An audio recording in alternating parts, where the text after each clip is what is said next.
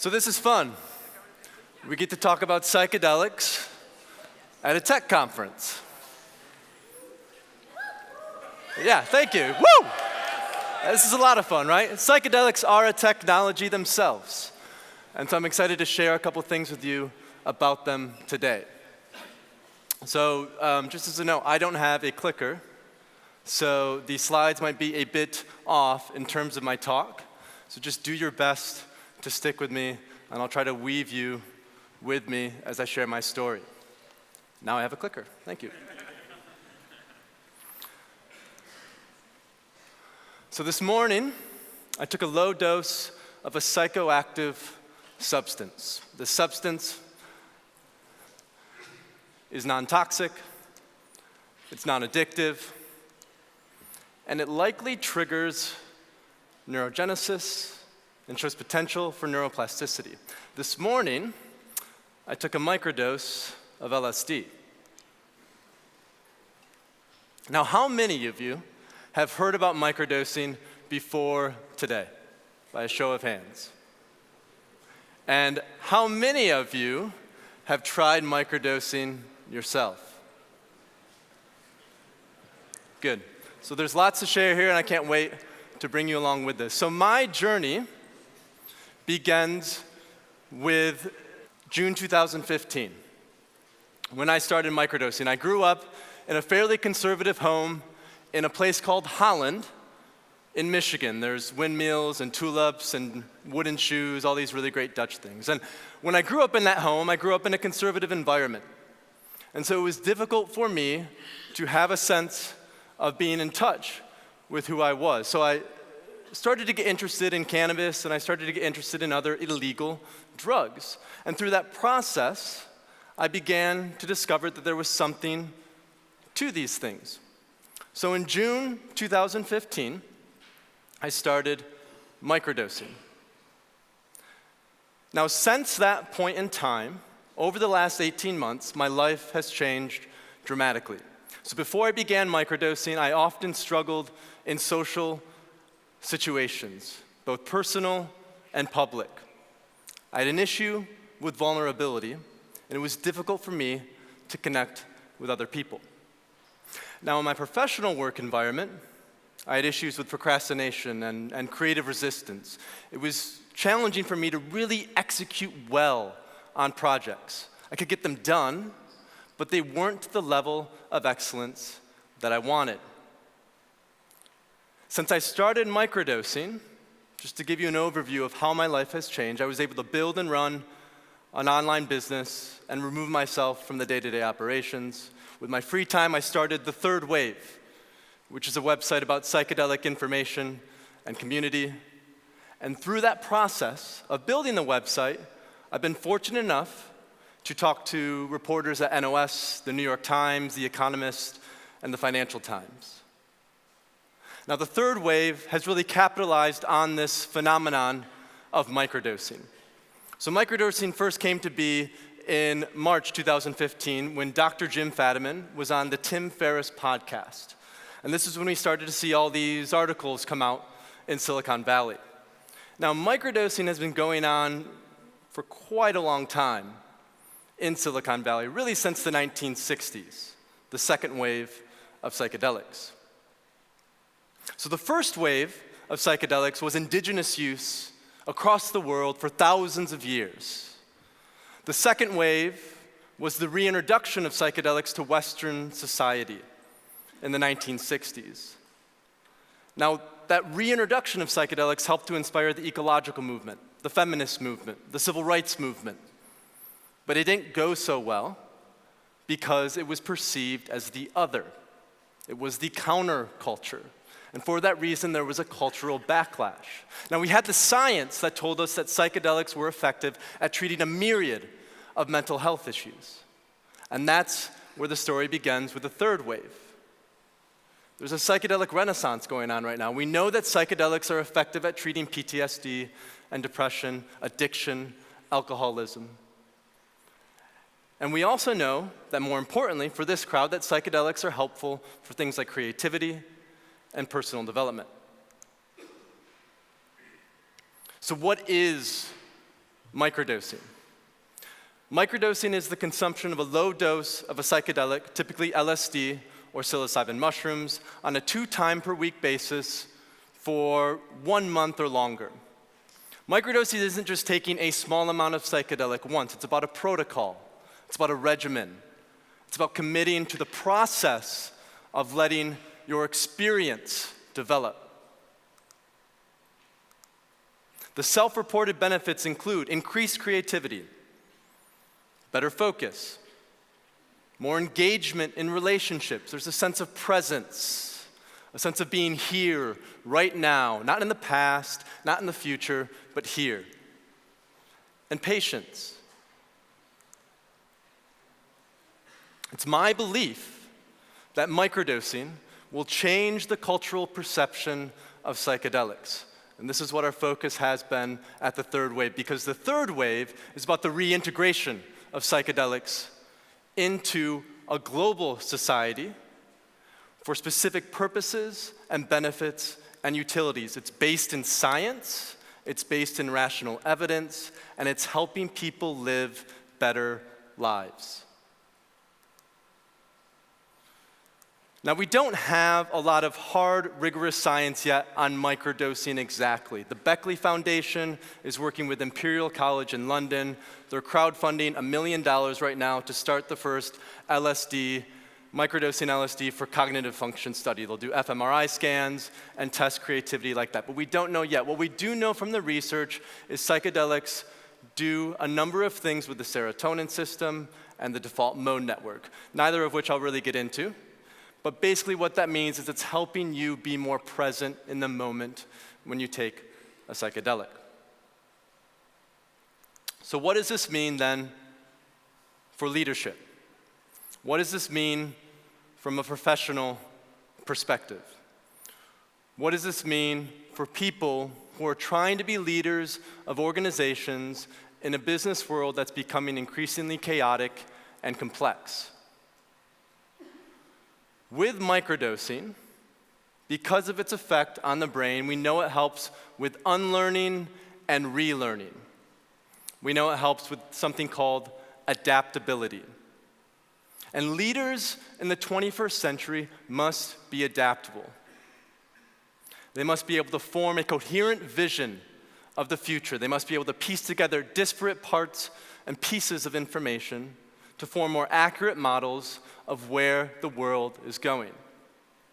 And if we have something that is low risk, that is non-addictive, that is non-toxic, and shows with research to help creativity, as well as patience and adaptability, then I think this will become an increasingly useful tool in a leader's toolbox. Now, leaders must also be able to enable the people on their team, because leadership is increasingly less about hierarchical, top-down organization, and leadership is more about working within a decentralized environment. It's about being able to pull on the strengths of your other team members and letting that come to fruition, so together you can create a purpose and a meaning that you're all willing to work towards. Purpose and meaning is so important nowadays. We've seen talks at this conference about things like artificial intelligence and automation. These rote tasks won't be necessary and are becoming increasingly less necessary. What will be important is, how do we find meaning in our work? How do we take on big problems and come up with creative solutions that will address them in an effective and pragmatic way? This will be the task of leaders in the 21st century. I'm going to use myself as a personal example because, to be honest, with this recent trend of microdosing, there aren't a lot of anecdotal reports to call on from leaders in Silicon Valley. I assure you, many of them do psychedelics. But culturally, the cost-benefit of publicly saying that is not quite where it needs to be yet. So I'm going to draw on myself.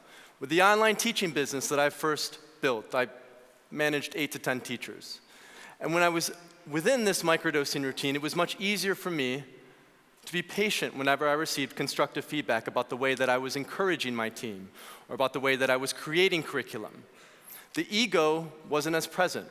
And so with that feedback, with that constructive feedback that I was able to integrate, it helped me to build a better vision of where our team was going. Now let's take that into the third wave, a new project that I've been building. We have a team of 10 to 12 members now, some part-time, some full-time. And these people are really intelligent, and they know more than I do about certain things. And so when I'm able to be present with them, engage with them, and take what they have at face value, integrate it, I can build a better future for our team. And because our mission is not easy, right? The mission of what I'm trying to accomplish is to reintegrate psychedelics. This is not an easy task. It requires all hands on deck, and I must be able to facilitate that in an effective and pragmatic way. So it's great for leadership development.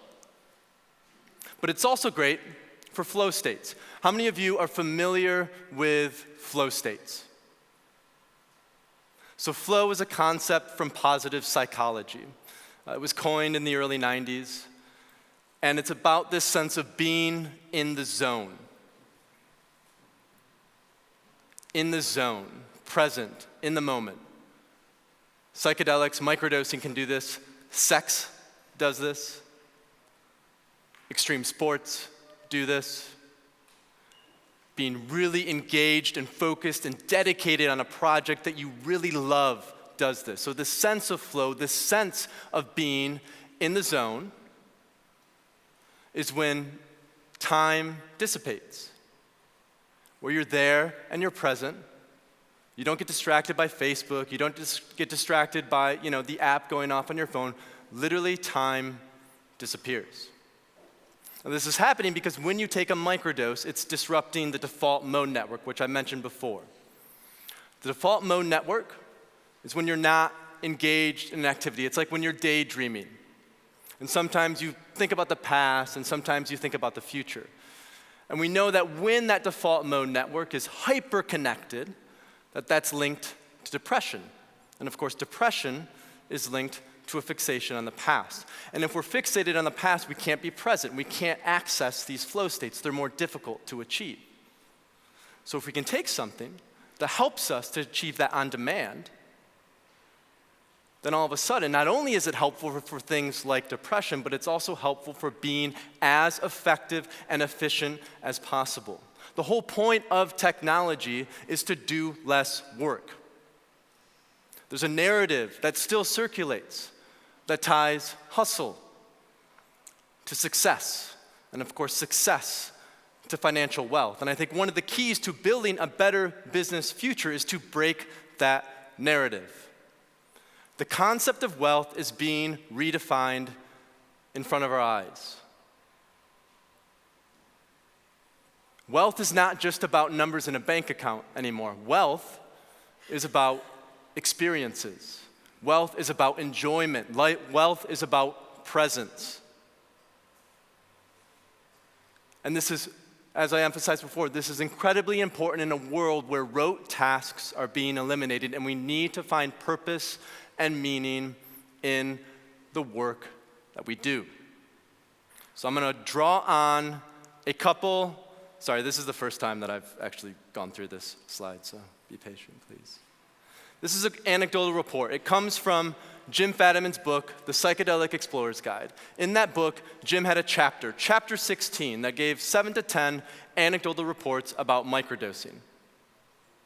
Subdoses of 10 to 20 micrograms allow me to increase my focus, open my heart, and achieve breakthrough results while remaining integrated within my routine. I would venture to say that my wit, response time, and visual and mental acuity seem greater than normal on it. I utilize a subdose about 6 days each month, and sometimes more often if I'm engrossed in a project requiring extraordinary focus. This has been my practice for more than 10 years, and it has facilitated my success working in mainstream and independent media, staff-level positions in government, and publishing dozens of pieces of journalistic work. This is a pseudonym. Her name is Madeline. She lives in Manhattan. Now, there was an author, Stephen Kotler, who runs the Flow Genome Project with Jamie Wheel. He recently published a book called Stealing Fire. This is all about flow states, where he talks about microdosing, he talks about psychedelics, he talks about Burning Man, he talks about sex, extreme sports, all these things that facilitate flow states. Researchers have concluded that intoxication does indeed play a powerful evolutionary role called depatterning. In nature, animals often get stuck in ruts, repeating the same actions over and over with diminishing returns. It is my impression that drug-seeking and drug-taking behavior on the part of both humans and animals enjoys an intimate connection with depatterning. So what this says to me is that drug-seeking and drug-taking behavior is part of our evolutionary psychology. To deny that is to deny our need for sex, it's to deny our need for food, for water. We use drugs like alcohol, tobacco, caffeine. Why not look at psychedelics as another tool? Why not look at psychedelics as another technology that we can use to help depattern, to help think outside the box, to help with divergent thinking, which will become increasingly important. We need to take ideas that seem to have no relation and synthesize them for new innovations. Psychedelics help us to do that. So, I've built this up quite a bit, and I think I'd be mistaken if I didn't think that at least some of you are here because you might want to try microdosing yourself. So here's a little advice based on 1,500 or so anecdotal reports that we've collected. There are tremendous upsides. There are tremendous benefits. And you need to make sure that you're managing and mitigating risks as well. So don't go to work when you do it the first time. There's these stories in Silicon Valley where people will say they're taking a microdose of LSD and they go to work and they start giggling and falling on the floor. They're not microdosing. Microdosing is subperceptible. Microdosing you can't feel. It's a tenth of a normal dose. It's a tenth of a regular dose. So you need to start low because this isn't just about doing it once. This is about a protocol. This is about twice a week for a month, maybe 2, maybe 3. I did it for 7 months, the first time that I did it. Start low, slightly increase, and calibrate as you need. The other thing to pay attention to is your purpose or your objective. You should have a reason as to why you want to microdose. There should be a very clear purpose for you. I wanted to microdose because I wanted to overcome creative resistance. I wanted to overcome procrastination. I wanted to access these flow states. I also wanted to microdose for more engagement in relationships. So you should have a purpose or intention or objective going in. And finally, because of the illegal nature of these substances still, the riskiest thing is not actually taking LSD or psilocybin. So make sure that you get the real thing. On that same note, the law. This is the biggest bottleneck to being able to utilize these substances in a science-based, responsible, integrated framework. And it's my belief that the prohibition of psychedelics is one of the greatest failures of political and scientific institutions of the last 50 years. We knew how effective they were for things like alcoholism, depression, and PTSD. And now that this is finally resurfacing, we need to do, or I'm trying to do as much as possible to reintegrate them into the world that we're living in. So before I end today, I want you to think of a question, okay, and just think about this. What's required from a tech and innovation perspective to improve the availability of psychedelic substances within a responsible, integrated, and science-based framework. What does that look like? What does it mean? This is the question that my team and I at the Third Wave are actively working to address. And as I mentioned earlier, leadership is increasingly becoming about community. It's becoming about how do we all move into the future, not as individuals, but as a collective. And so on this mission, we're open to any and all collaboration from all interested parties who are working towards the same mission. Thank you.